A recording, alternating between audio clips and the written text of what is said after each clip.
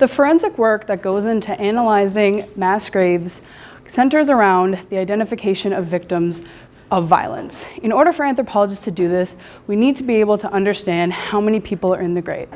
My research compares different techniques used to estimate number of individuals in a grave and how we can contribute our understanding of mass graves and multiple burials.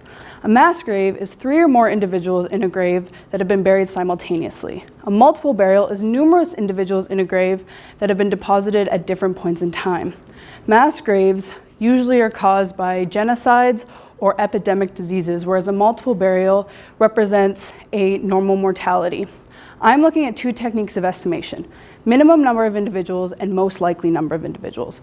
Minimum number of individuals estimates how many individuals were removed from a grave site, whereas most likely number of individuals estimates, using a formula, how many individuals were put in the grave to begin with.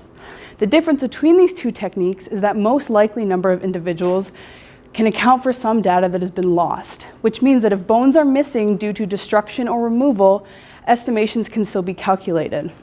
This is important because skeletal loss happens all the time in archaeological record as well as forensics cases. It's not always how you see it on the TV show Bones. There are issues distinguishing numbers of individuals in a grave and the purpose of the burial. I am looking at these situations in Thebes, Greece. In ancient Greece, it was common practice to bury an individual and then return after a period of time and remove some bones to move them to a secondary location. Another individual is usually placed into the grave after some bones from the first individual have been removed.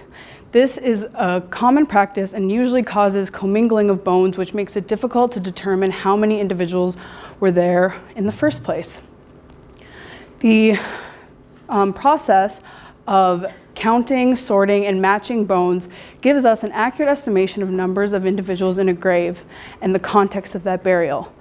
My research using an archaeological model in Greece is important for 2 reasons. First, in an archaeological context, an estimation gives archaeologists information about population demography, excuse me, health, and cultural practices, where in a forensics context, an accurate number of individuals in a grave gives us information that anthropologists need in order to identify victims of genocides and mass fatalities.